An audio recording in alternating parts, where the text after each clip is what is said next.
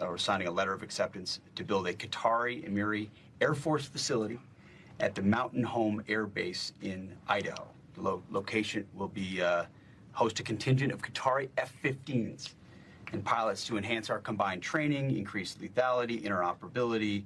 It's just another example of our partnership. The reporting that somehow there's going to be a Qatari base on United States soil, that's just not true. Nora, I know you. Oh, she's not even there. No, go ahead. Okay, Jessica, you know about what's the Qatar pet base and everything that's going on? Just barely, I guess. I don't have an opinion too much on it. I guess I could say that I think that it's kind of weird. You know, we don't really have many foreign bases in America on American soil, so I think that that would be just kind of different. We have more American bases in foreign countries to keep peace, or, you know, whatever they say they're doing and wherever they are. But I guess I don't really know much about the relationship between the United States and Qatar to really have a position on it. For sure. Mr. Ripper, you were about to say something about it? Well, yeah. Well, first off, regarding Qatar, I don't know much about it, but I do know that we've had military bases set up since 1996 over there. But I know that they are known for being rich in oil, so I think that's the reason why they came into it. But I just want to respond to Doc now. I disagree with the first part about, you know, MAGA worshiping Trump and stuff like that.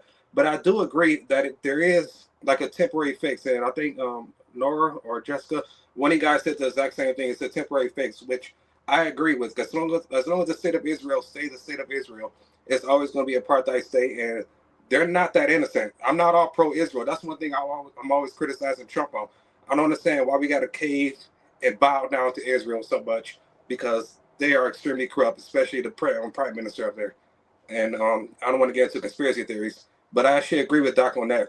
But in regards to the peace deal, just for what he did with Congo and Rwanda, which they both praised him for, I think that's the reason to get a Nobel Prize alone, not including all the rest of the things that he did in regards to for bringing peace to the world. For sure. I got something to say about the base. Yeah, go ahead. Speak.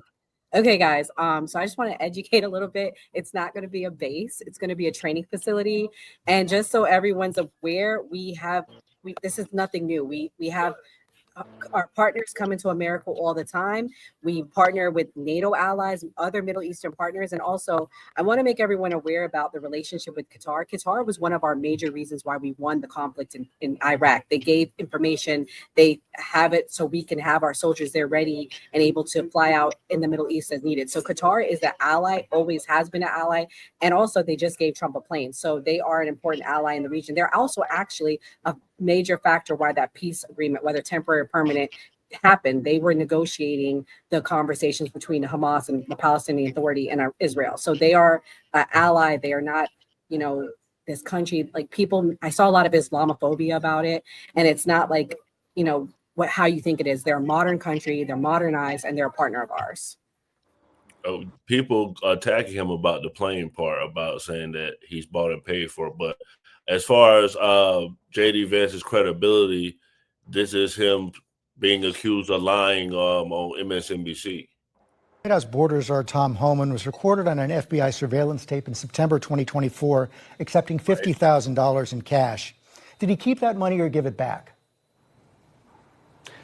George, you've covered the story ad nauseum. Tom Homan did not take a bribe. It's a ridiculous smear. And the reason you guys are going after Tom Homan so aggressively is because he's doing the job of enforcing the law.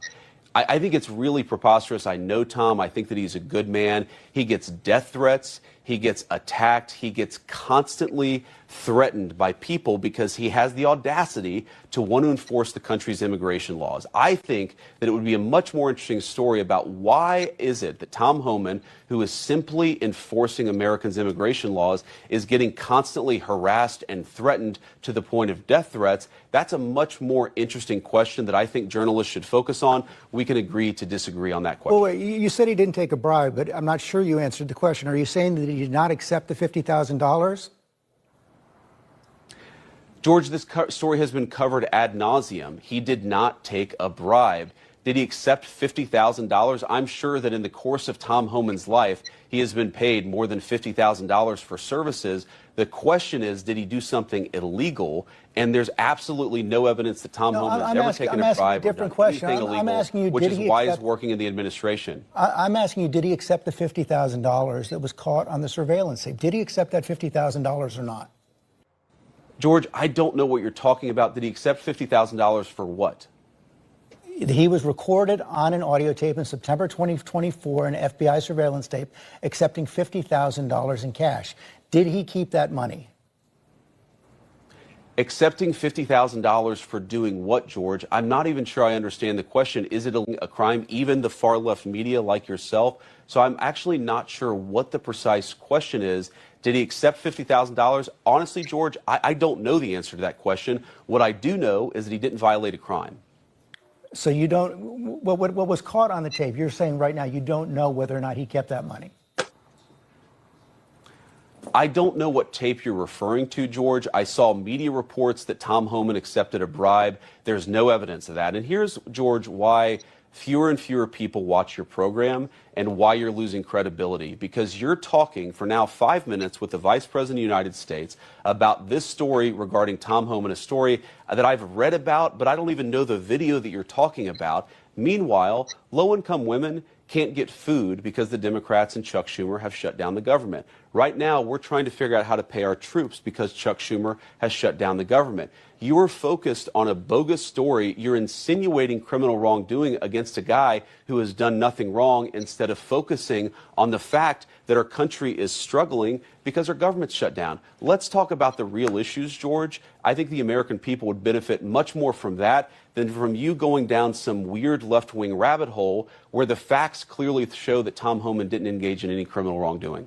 It's not a weird left-wing rabbit hole. I didn't insinuate anything. I asked you whether Tom Homan accepted $50,000, as was heard on an audio tape recorded by the FBI in September 2024, and you did not answer the question. Thank you for your time this morning. No, Illinois George, Governor I J.B. said that I Pritzker's don't. Up next. We'll be right back. Go ahead, Ken. What were you going to say? Yeah, I was like, get your bitch ass on. Look. In a conversation with somebody, right? So when you chopping it up and you talking and you're being dishonest or whatever, at the end of the day, talk to your base. So JD Vance's base is going to listen very clearly to, oh, left wing, got you, right? Then he talked hierarchical. You're talking to the vice president. Then he shifts to an area of who won't feel this. Women are low income. The government is shut down, right? If you know anything, you know that he's shifting the energy to a different area and talk to your base, if nothing else, because that dude being left wing or right, that doesn't matter in this conversation, right? So when all else fails and you have a crowd of people, at the end of the day, just start chopping it up with your base. You don't got to worry about trying to convert people that don't already rock with you anyway. Just start saying the dog whistles and you start using the language that your base is going to pick up on. Makes sense. Doc, I know you said you would have took the bribe. For people who don't know, Tom Homan is the borders are for Trump, and he was caught on audio tape taking a $50,000 bribe. Doc, do you think he's going to be prosecuted? Do you think he deserves to be prosecuted? Nah, I don't think he's going to be prosecuted. I don't think he deserves to be prosecuted. I don't think it's a clean non-bribe taking one amongst them. So I think if they get up there and they, with their pitchforks I think we should open all of their bank accounts and check everybody and see where they're getting all their money from. And they'll probably all have a bribe or two in there. You know what I mean? So I think if I notice this is left-wing media, it doesn't do the dude taking a bribe any justice for the vice president to go up here and tap dance around the questions with his tap dancing ass. You know what I'm saying? Like, you making it hotter now because you up here being awkward when they asking you about this 50,000. You should have chumped Buddy off before he chumped you off, and then you get chumped off at the end and he closed the broadcast on you. Right?